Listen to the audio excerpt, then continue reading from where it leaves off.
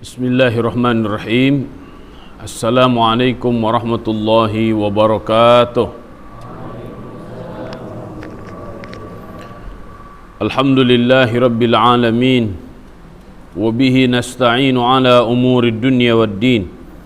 Assalatu wassalamu ala ashrafil anbiya'i wal mursalin, nabiyyina wa maulana wa syafi'ina Muhammadin sallallahu alaihi wasallam, wa ala alihi wa ashabihi wa man ittaba'ahu wa man sara ala nahjihi ila yaumil qiyam.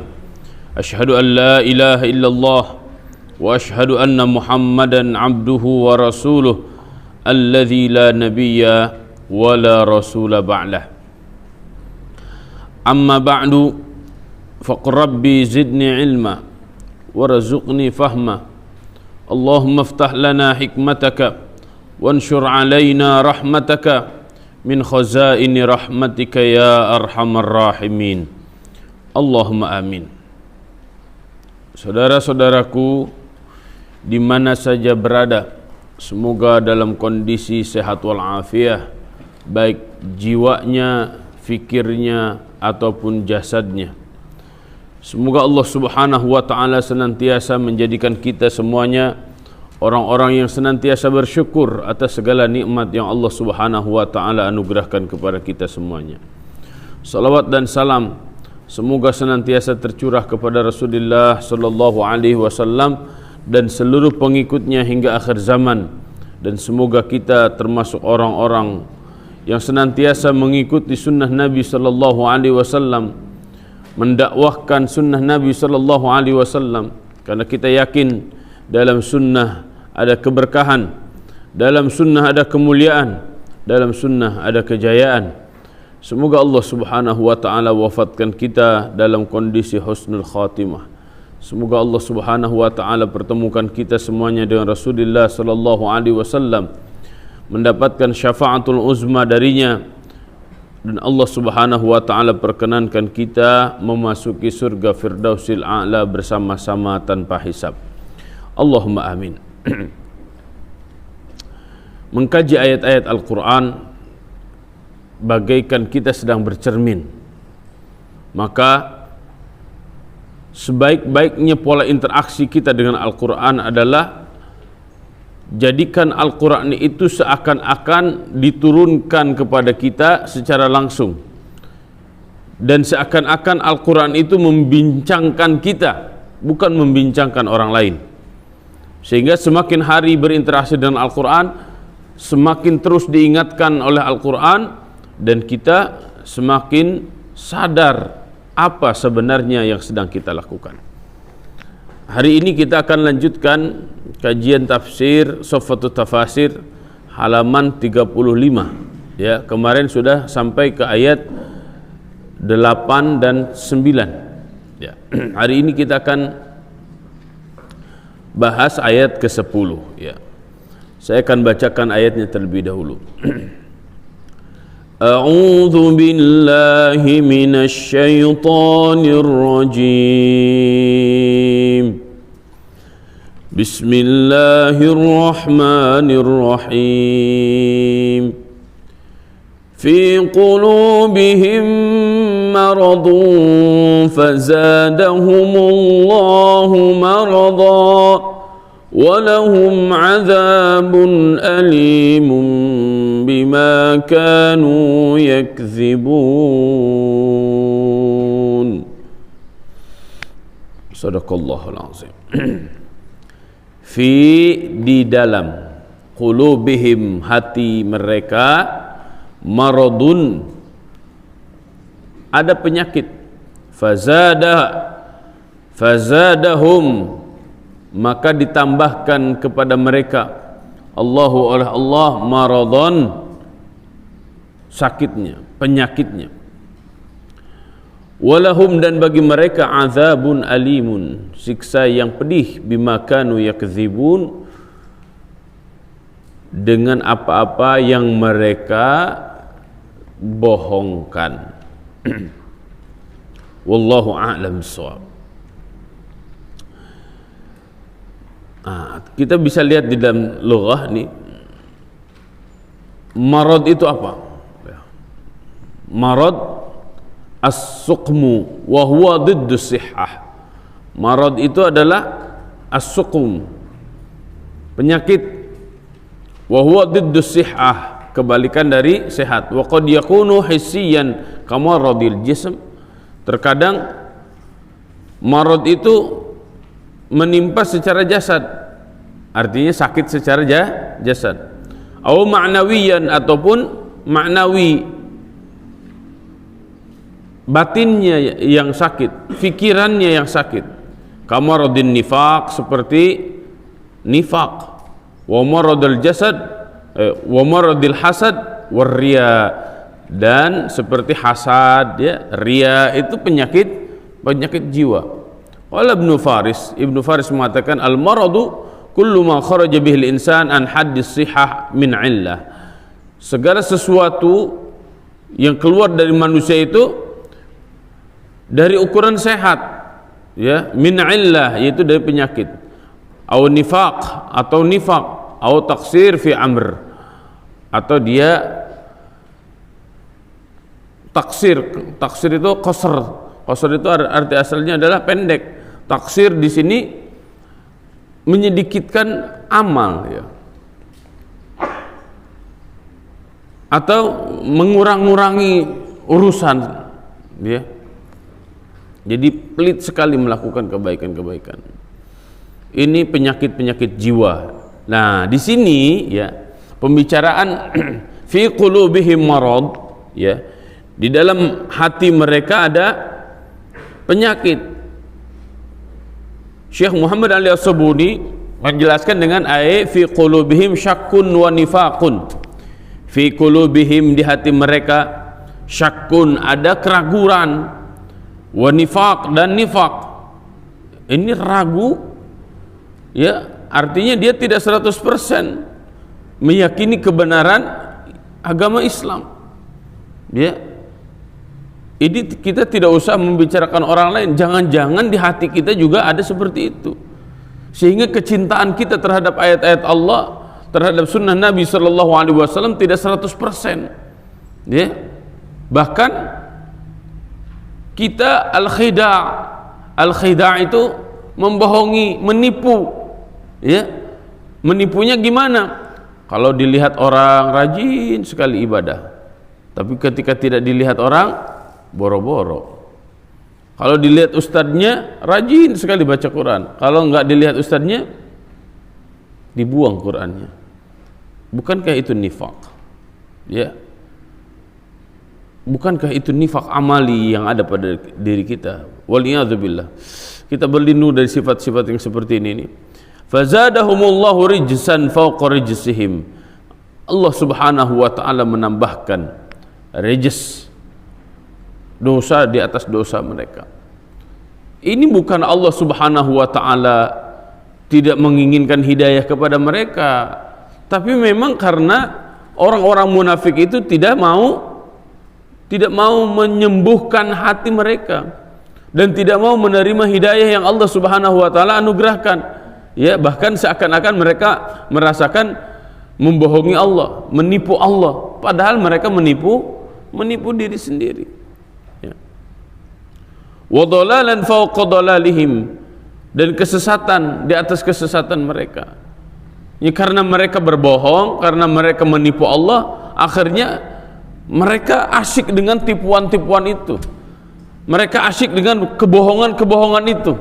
Ya, mereka asyik dengan menampakkan keimanan padahal hatinya menolak dengan keimanan itu. Nah, mereka asyik dengan itu. Wal jumlatu du'aiyah. Ini jumlah ini du'aiyah ini. Du'aiyah itu maksudnya apa? Wal jumlah du'aiyah. Doa ini. Jadi jika mereka terus-menerus dalam kondisi seperti itu, ya, maka yang ada adalah semakin bertambahnya mereka dalam kenifakan, kemunafikan mereka. Maka oleh karena itu, ya, berdoalah kepada Allah Subhanahu wa taala agar kita semuanya memiliki keimanan yang yakin 100%. Allahumma inna nas'aluka imanan kamila wa nas'aluka qalban khashi'a wa nas'aluka yaqinan sadiqa. Itu tuh. Imanan kamila, kita memohon kepada Allah iman yang sempurna. Ya. Allahumma inna nas'aluka imanan kamila wa nas'aluka qalban khashi'a, dan kami memohon hati yang khusyuk. Wa nas'aluka yaqinan sadiqa, dan kami memohon keyakinan yang benar. Ya, agar keyakinan kita benar 100%. Tidak seperti ini keyakinannya ragu dia.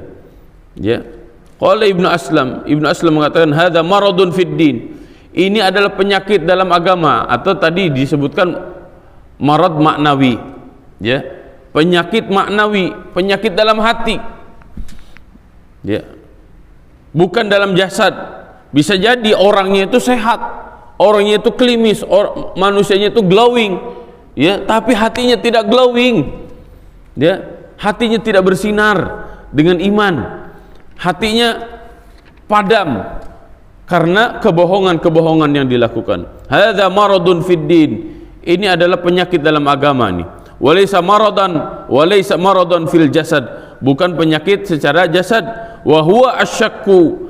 Apa penyakit dalam agama itu? Bukan secara fisik. Wa huwa asyakku, yaitu ragu. Alladzi dakhalahum fil Islam. Ya, alladzi dakhalahum, yang mana mereka masuk ke fil Islam. Jadi mereka masuk Islam tapi ragu dengan Islam. Ya, apakah bisa dengan pesantren? Bisa. Nyantri tapi enggak cinta dengan Quran. Jadi merasa terpaksa. Jadi kalau diajak untuk mengaji itu gairah hidup saya enggak ada. Ya, diajak untuk murojaah, diajak untuk munaqasyah, itu bilangnya sejak saya disuruh munaqasyah gairah hidup saya tidak ada. Saya penuh tekanan karena saya harus munaqasyah. Bukan Qur'annya yang menjadi beban, tapi hatinya yang sedang berpenyakit. Sehingga hari-harinya cuma ngelamun doang. Keinginannya hafal Quran tapi kerjaannya cuma ngelamun. Ya enggak mungkin lah. Ya, antum kenapa? Saya terbebani dengan ngafalin Quran. Ente punya penyakit. Penyakitnya bukan penyakit buduk, bukan, tapi hatinya yang buduk, hatinya berpenyakit. Ya, nauzubillah, tsumma nauzubillah. Ini kenapa Ustaz nadoman setiap wirid setelah wirid maksurat. Ya, faya Rabbi mati'ani bisirri hurufihi. Ini mati'ani ini apa? Bukan dimatikan, bukan. Mata'a itu artinya perhiasan sehingga kita nikmat. Fa ya Rabbi mati'ani bisirri hurufihi. Ya Allah, berikan kenikmatan aku senantiasa menghayati seluruh rahasia-rahasia yang ada di dalam Al-Qur'an, begitu. Wa nawwir bihi, ya, dan berikan cahaya kepadaku ya Allah agar terang melihatnya. Ya, kalau yang terakhir fa ya Rabbi ya Fattah iftah qulubana. Wahai Allah yang Maha Pembuka, bukakan hati kami. Karena kalau hatinya tertutup, beribu pelajaran, beribu ayat yang kita bahas tertutup, persis seperti gelas yang ditelungkupkan. Mau air segentong pun dimasukkan ke dalam gelas kecil itu nggak akan bisa masuk walaupun hanya setetes. Begitu juga hati kita, begitu juga pikiran kita. Ya, walaupun kita ada di pesantren, tapi kalau hati kita tidak ikhlas, tidak ridha, tidak siap untuk menerima ayat-ayat Allah, maka yang ada bukan nikmat, tapi yang ada adalah kekesalan, yang ada adalah tertekan. Maka oleh karena itu mintalah kepada Allah Subhanahu wa taala hidayah yang sempurna agar kita tumbuh keinginan di hati kita, ya, tumbuh semangat di hati kita untuk mengkaji ayat-ayat Al-Qur'an, melaksanakannya dan istiqomah di jalannya. Ya. Ini bukan masalah sepele ini, tapi ini masalah yang sangat serius. Dan yang namanya ustadz tidak bisa memberikan hidayah. Ya. Jangankan ustadz, sekali bernabi sallallahu alaihi wasallam tidak bisa bagi-bagi hidayah. Innaka la tahdi man ahbabta walakinnallaha yahdi man yasha. Innaka, sesungguhnya engkau Muhammad, La tahdi man ahbabta, tidak bisa memberikan hidayah kepada orang yang engkau cintai. Siapa maksudnya di situ? Paman Rasul sallallahu alaihi wasallam, matinya dalam kekafiran, padahal sepanjang hayatnya mengurus Nabi, membela Nabi, bahkan memberikan suaka politik, suaka ekonomi, suaka sosial terhadap Nabi sallallahu alaihi wasallam, tapi matinya dalam kondisi kekafiran. Ini masalahnya masalah hati. Maka memohonlah kepada Allah agar hati kita menjadi hati yang lembut, hati yang yakin 100% terhadap Islam. Ya. Kemudian fazadahumullahu rijsan wa syakkan. Maka karena tidak diobati, yang namanya penyakit kalau tidak diobati maka akan bertambah, ya. Bertambah dosanya, bertambah keraguannya, bertambah kebohongannya, itu tuh. Maka oleh karena itu berdoalah dengan doa ini, ya. Perbanyak kalian doa dengan doa ini. Apa itu? Bismillahirrahmanirrahim. Allahumma ati nafsi taqwaha wa zakkiha anta khairu man zakkaha anta waliyuha wa maulaha. Coba baca bareng-bareng. Allahumma ati nafsi taqwaha wa zakkiha anta khairu man zakkaha anta waliyuha wa maulaha. Ulang sekali lagi. Allahumma ati nafsi taqwaha wa zakkiha anta khairu man zakkaha anta waliyuha wa maulaha. Ulang sekali lagi. Allahumma ati nafsi taqwaha wa zakkiha anta khairu man zakkaha anta waliyuha wa maulaha. Ini artinya, Allahumma, ya Allah, ati, anugerahkan, nafsi, kepada jiwaku, taqwaha, ketakwaannya, wa zakkiha, dan sucikanlah, bersihkanlah, anta khairu man zakkaha, karena hanya engkau yang akan mampu mensucikan dan membersihkan jiwa ini. Anta waliyuha, engkaulah walinya, wa maulaha, dan maulanya. Ya, yang menggenggam hati kita itu hanyalah Allah. Maka mohonlah kepada Allah Subhanahu wa taala agar hati kita senantiasa terjaga dan dibersihkan oleh Allah Subhanahu wa taala. Nah, ini doa yang wajib dihafalkan oleh kita semua. Kemudian walahum azabun alimun bima kanu yakdzibun.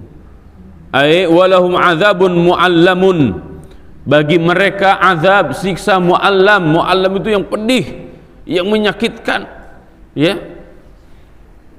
Bisa babi kizbihim atau bisa babi kadzibihim, karena kebohongan mereka, fi da'wal iman, ngakunya iman, wastihzaihim bi ayatir rahman, dan karena mereka mengolok-olok ayat-ayat ar-Rahman. Nih ingat, berkaitan dengan ayat ini bukan untuk bercanda-bercandain, bukan untuk diolok-olok, ya. Jangan main-main dengan ayat-ayat Al-Quran, ya. Kawalat, ya. Dan jangan banyak bohong, ya. Ngakunya begini, realitanya begitu, ngomongnya begini, buktinya begitu. Jujur itu akan menjadi doa. Lebih baik kita mengatakan jujur apa adanya daripada kita harus berbohong, karena berbohong sekali dia akan berupaya untuk berbohong kedua kali menutupi kebohongan yang pertama. Terus dia akan berbohong ketiga kali menutupi kebohongan yang kedua. Terus berbohong yang keempat kali menutupi kebohongan yang ketiga. Terus berbohong. Akhirnya dia dicap oleh Allah Subhanahu wa taala sebagai kadzab, sebagai tukang bohong. Ini diantara kita tidak ada yang munafik, insyaallah, ya. Tapi kita wajib berlindung kepada Allah dari sifat kemunafikan, ya. Jangan sampai santri tapi karakternya seperti orang munafik. Ustadz memang pakaiannya luar biasa, pakai imamah, pakai sorban, pakai gamis, pakai sarung, ya, pakai peci seperti ini, kemana-mana bawa tasbih. Tapi yang namanya penyakit hati itu di hati, bukan di penampilan, bukan di aksesoris. Bedakan, ya. Antara aksesoris, ini kan aksesoris. Hati itu di sini, ya. Karakter itu menempelnya di hati. Maka oleh karena itu kita harus berlindung betul-betul kepada Allah Subhanahu wa taala dari sifat-sifat kemunafikan. Ya, di antaranya ini. Ya, kita harus senantiasa membersihkan hati kita. Qad aflaha man zakkaha wa qad khaba man dassaha. Sungguh telah beruntung orang yang senantiasa membersihkan hatinya. Wa qad khaba man dassaha, dan sungguh telah buntung, merugi habis-habisan man dassaha, orang yang mengotori hatinya. Maka ketika ada sifat ragu, ada sifat hasad, ada sifat ria, ada sifat sum'ah. Tahu sum'ah? Sum'ah tahu? Selalu ingin didengar oleh orang kebaikan-kebaikan kita. Kalau ria, selalu ingin dilihat, ya. Itu penyakit hati, bersihkan. Minimal tadi dengan astagfirullah atau doa tadi, Allahumma ati nafsi taqwaha wa zakkiha anta khairu man zakkaha anta waliyuha wa maulaha. Semoga Allah Subhanahu wa taala menghindarkan dari kita semuanya siksa yang pedih baik di dunia ataupun di akhirat, dan semoga Allah Subhanahu wa taala menganugerahkan kepada kita semuanya salah satu sifat kenabian, yaitu siddiq. Ya. Dan semoga kita sebagaimana Abu Bakar As-Siddiq yang senantiasa membenarkan 100% apa yang disampaikan oleh Nabi Muhammad sallallahu alaihi wasallam. Demikian yang bisa saya sampaikan. Ini secara prinsip, ya. Ayat 8, ayat 9 dan ayat 10 itu prinsip orang-orang munafik. Bentuknya seperti apa? Nanti kita akan lihat mulai ayat ke-11 dalam surat Al-Baqarah. Bentuk-bentuk kemunafikan itu seperti apa? Setelah teorinya, setelah prinsipnya, langsung dibahas di dalam Al-Quran seperti apa praktek nyatanya. Demikian, wallahu a'lam shawab, wallahu al-muwafiq ila aqwamit thariq, wallahu ya'khudhu bi aidina ila ma fihi khairun lil islam wal muslimin. Allahumma ati nafsi taqwaha wa zakkiha anta khairu man zakkaha anta waliyuha wa maulaha. Rabbana atina fid dunya hasanah wa fil akhirati hasanah wa qina adzaban nar. Subhana rabbika rabbil izzati amma yasifun wa salamun alal mursalin walhamdulillahi rabbil alamin. Subhanakallahumma bihamdika nashhadu an la ilaha illa anta nastaghfiruka wa natubu ilaik. Wassalamu alaikum warahmatullahi wabarakatuh.